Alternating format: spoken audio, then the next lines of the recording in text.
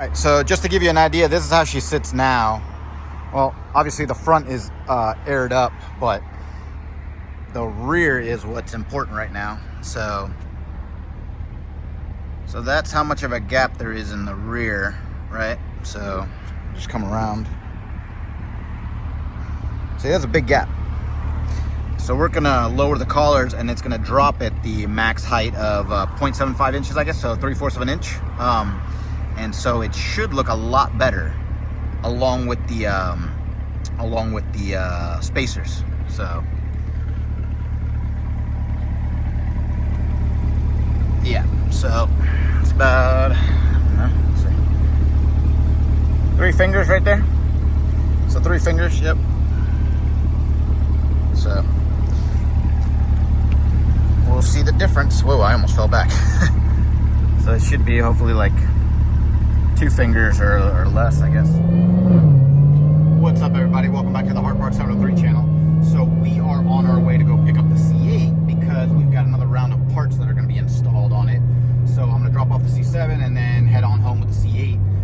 We'll get all into it as soon as I get the car back in the garage and everything. So I'll pick it up as soon as I'll pick it up in a sec. All right, see ya. So just how OCD am I with my 2 cars? Pretty bad, I would say, because I'll put the car in storage, I'll lock it twice, right, so I can get the beep, and then I close the door, and after closing the door, I always find myself reopening the door, because for whatever reason, I'm like, wait, did I just lock it? Which I did something, I did it like, I don't know, not even 30 seconds ago or whatever, but then, all right, today, so check this out, something I learned. All right, so both of my Corvettes are easier to line up in here, like to make sure I'm going straight into my garage with side on both sides of the door. It's if you can see my heads up display. I'm learning that with the C8, the heads up display needs to go along the left hand side of that beam right there, right where my finger is, and then with the C7, it's always either lined up dead center or slightly over to the right. And so it's perfect because I can still use now the same post and I can line up both vehicles. Since the vehicle's still new to me, I don't have the dimensions down like in my head yet, right? Like the C7, I'm pretty familiar with, right? So I can kind of gauge at what angle I'm already coming up the driveway and about to go into the garage, whether that angle's going to work and I can go straight in, or if I'm going to have to move it a little bit to the left, a little bit to the right. But with the C8, I still haven't figured it out yet. So the fact that now I know that I can line it up with this post right here, that's fantastic, because then that way, at least, like right now, it perfectly straight in. This is perfectly straight in. So that is fantastic. This post right here is amazing. So yeah, so at least now I know with this one, obviously line it up on this corner, and then with the C7, I always line it up either down center or on the opposite side. Sweet. All right, so before we get into everything that we're about to do to the vehicle, I got to give a huge shout out to Sarko and everyone over at Porter Chevrolet. Trust me, you guys got to do business with them. If you're gonna buy a Corvette, contact Sarko and contact Porter Chevrolet. They will take care of you. It was the best vehicle buying experience ever in my life, as I previously stated. But little things like this that I'm about to talk about are what sets them apart. So let me show you. They're sending my registration, but I also asked them if they could please somehow find the window sticker and an owner's manual, because there wasn't one there in the glove box, right? They said absolutely no problem. We'll get a hold of an owner's manual for you, and along with that, I will send over the window sticker. So, bam! Yes, it's here. Check it out. Boom! There we go. So look at the thickness in this thing, man. All right, that's awesome. Okay, I didn't play around with the vehicle, the settings or anything, because of the fact that I was waiting on an owner's manual, because I know there's probably so many hidden, I don't know, I wouldn't say like hidden features and stuff like that, but so many things that I'm just not aware of, that you can mess around with in the settings and whatnot of this vehicle. And so, I mean, what better type of book to read? All right, that's going to sound very uneducated, but what better type of book to read than when you're on the toilet every morning and then, like, an owner's manual. I don't do much reading, but this is the type of reading that I do. So I'll probably start skimming through this every morning while yeah, all right, yeah, you guys get it. But yeah, I'll start skimming it every morning and then just seeing all the cool things that that the car can do. So there's the owner's manual. Awesome, super happy about that. Moving on. And here is the window sticker. So now it shows me exactly everything that came with the vehicle. I already had an idea, obviously, but I just love having the window sticker. It's been my thing to have the window sticker. Every time I buy a vehicle, I just love having the window sticker because it just shows me everything that I purchased, right? So yeah, we already got all this, blah, blah, blah, blah, blah, blah, blah. Let's get all to the more interesting stuff. Okay, so the Z51 performance package. Wow, okay, that is a premium to pay above the base model. So it comes with all this, blah, blah, blah, blah, da, da, da, da, da. Awesome, awesome, awesome, awesome. Yep. Other stuff, Z51 performance suspension on top of that, da, da, da. So yeah, you can buy a whole bunch of performance. That is awesome. Oh, redness metallic. Best paint job ever in life. Oh, engine cover. Yep. So that, I didn't know if it was aftermarket or if it was offered through Chevy itself. So that's dope. So this is a genuine, so the engine cover is genuine from Chevy. That's awesome. That's dope. And then battery protection package. I'm gonna assume that's the what do you call it? The battery tender. So yep, that is awesome. All right, cool. Now, pristine condition. I'm just gonna fold it back up and then goes right into the glove box. So according to this thing, no tariffs whatsoever. Why? Because you've got 50% of the parts from US and Canada, and then you've got 19% of the parts from Mexico, and the final assembly point is Bowling Green, Kentucky. So don't have to worry about the tariffs when you get a Corvette. Yeah. So Sarko and everyone at Porter Chevrolet, thank you so much for what you just sent me. It means the world to me. So I'm super happy. I'm like happier with this than now continuing the video talking about like what I'm going to do to the car. But we must move on. So let's go. All right. Let's see what we got here. So first off, that was a cool little intro. We've got spanner wrenches, as you can see from Paragon Performance. So that gives you an idea. And also we've got spacers all around 20 millimeters. So front and back. Boom. So now you know what we're going to do. Look at that. That's disgusting right there. I can't stand it. I've been trying to not think about this part of the vehicle for the longest time since I've taken ownership. Like that's just so sunk in. But I've seen it 1,000 times already installed on all the Corvettes, and it just comes out perfect. It's just flush. Just looks amazing. Even when you lower it, it's still flush. It's just, all right. Can't wait. All right. So it's going to go on all four corners. We're going to be good there. Boom. Now we're going to go to the back, and we are going to lower the back of the vehicle. We are going to drop it to the max, I guess, to the max, the lowest setting. To the lowest setting. That so will end up giving us 3/4 of an inch drop in the rear. So it's pretty significant.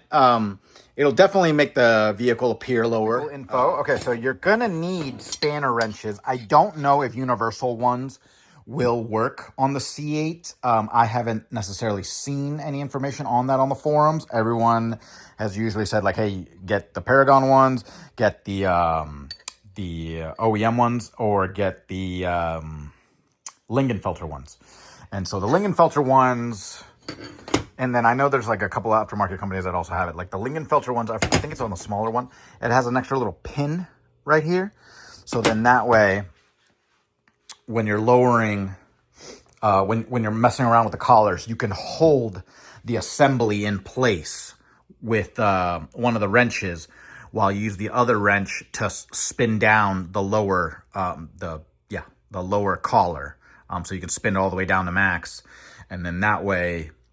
you can hold the assembly in place so then it doesn't rotate on you. But I completely saw that many people are going a different route. And so all you need is duct tape. And so you just you put duct tape around the assembly, and then you could hold it in place. And then that way you can just use your other hand to spin down the collar. And spacers themselves, it's going to be straightforward. However, I do have to mention this is a very important part of the video. If you have these wheels, okay, if you have these wheels on the C8, you are going to you're going to need to modify the studs, okay? The other wheel designs, apparently you can get away with it because of the because of the, not back spacing, but the back of the wheel itself, where like the studs would go in, right? The pockets themselves, and I'm gonna cover this tomorrow as well, but the pockets themselves, they're gonna interfere once you put the spacers on, and then the studs touch the back of the wheel. It's going to interfere with the pockets.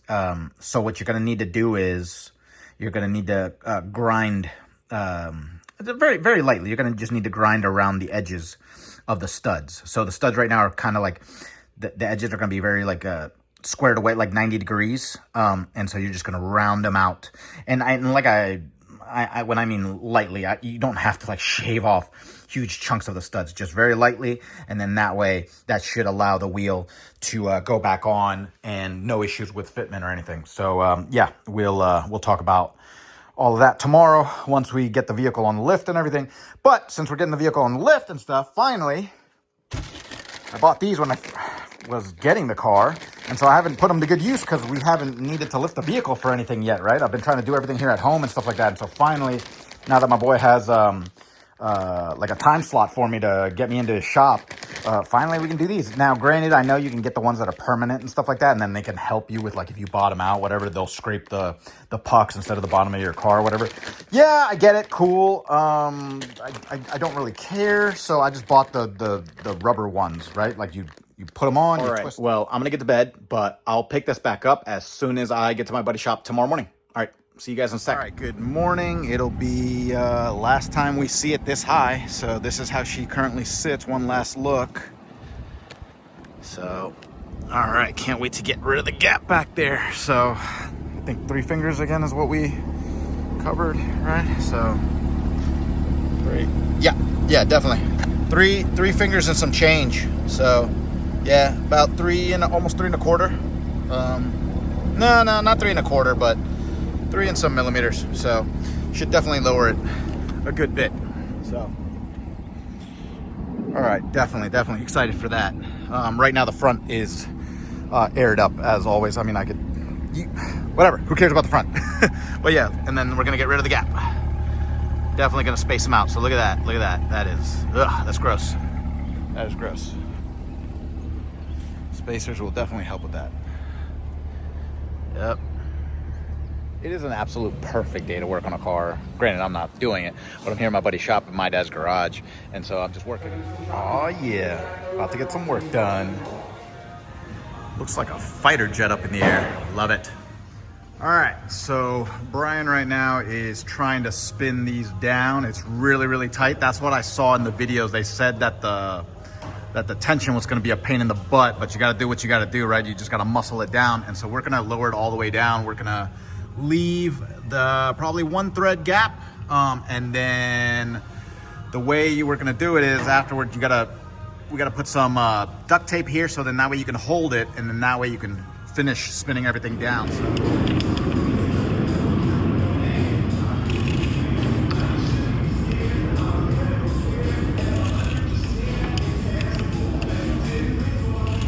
Got them all the way down. Check it out. Boom. Nice. All right, so now moving on to the spacers. So we got those going right now. So it's gonna be 20 millimeters all around. We're gonna put it on there, and then we're gonna see what we gotta do in order to make the wheels work, right? We're gonna probably have to grind these down slightly. So that is a thick mommy right there. That's the thing with Michelin's, right? So like this came out of one of the tires. Luckily, I don't think it punctured, but you can see the mark right there. So looks like it's holding the air and everything, so that's good. But yeah, every time, man, these Michelin's are very, very sticky, so they'll pick up everything on the road. I experience the same thing with the C7 all the time. So we just test fitted the wheels, and it's true. We gotta shave these down a little bit because they are hitting the back of the wheel, and you can see the little marks that it's leaving. So you can actually see exactly like where behind the wheel it's hitting. But yeah, it's the outer edges. So we just got to shave them down. And so you're not gonna cut this flat. You're just literally gonna make it thinner, you know? So.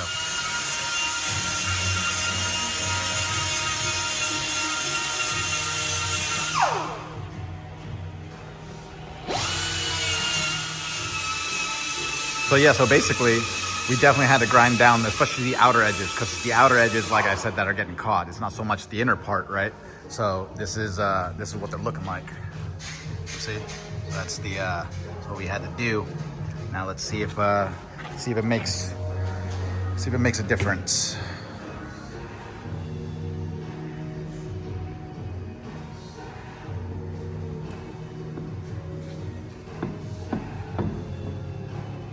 One more. Yeah, a little bit more? Yeah. Okay, a little bit more. Yeah, we're getting there. We're getting there. All right, so we got them to work. So definitely, yep, had to grind them down a little bit, but now at least one wheel down. Now we're on to the next one. And just gonna have to do the whole same thing on all 4 corners. All right, so yeah, so you don't even have to shave down all of it, like the whole, I guess you would say circumference. You don't have to shave down all that, just the outer edges, like I said. So as you can see right here is a clear shot of exactly what I'm talking about. So these are obviously the parts this is the sides that are touching the inside of the wheel. Right there. That transfers. Yep. So yeah, it's getting there. So little by little. So Brian, can you say again what you just told me about what's going on with the spacers? When torquing the wheels to the proper torque of 140, it feels like the stud isn't fully pressed into the spacer. So it definitely feels sketchy, like it's gonna break. So I've had to put them on and take them off and do it a few times, starting at 100 and then to 120 and then to 140 to make sure that it wasn't breaking the stud. But actually, I think it was pulling the stud splines into the spacer to its final seating position. Got it. Okay, awesome. Okay. Roger that. Looking good. All right, well, I'll pull it out in a sec, and then that way we'll cover all of this once it's out in the sun. So just wanted to show you real quick. She's all done, and we're about to pull it back out. Well, I got the car back home, but the lighting was off, so I came here to, I was gonna say an abandoned school. It's not abandoned. It's just that everybody's out. So I've got plenty of room to film, so let's get to it. The same layout as it was before I dropped the vehicle. So the front is still raised, right? Just to be even with the way I filmed it before. And then now the rear is lower. Now granted, obviously, I'm gonna go ahead and lower that vehicle because this just looks horrible, me filming right now. So let me lower the vehicle and then that way we'll get into it. Vehicle lowering. Okay. All right, let's try this again. Let's try this again. Should look a lot better on the outside. Okay. Let's see. Yeah, okay, definitely lowered. All right. Oh yeah, that's awesome. All right, so yep, the rear is definitely lower now. Much less gap there in the rear. That looks really, really good. All right, let's go see. We had, what, three fingers and some change. So 3 fingers, so not even. Look at this, like literally 3 fingers right here. Doesn't even go in. So two fingers. So a 2-finger gap. So I had 3 fingers with, I don't know, a few millimeters, and so now it's just 2 fingers. So definitely, like I would say that's a good, like 3/4 of an inch drop.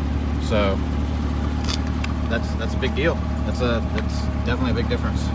So now let's talk about the spacers. Look at that. Spacers made everything super flush. That looks really, really good. Oh, that looks awesome. Just check that out. That is perfect right there in the sun. You can get a clear indication of right where the tire is cut off with the body line right there. Then the rear tire right there too. That's awesome.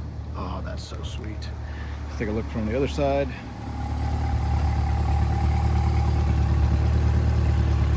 Dude, that is sick. Yeah, that's awesome. That is awesome. Yeah, that looks really, really good. That's a night and day difference right there. All right, so let's do a quick recap of a before and after comparison. Great. Yeah, definitely. Three fingers and some change. So, yeah, about almost 3 1/4.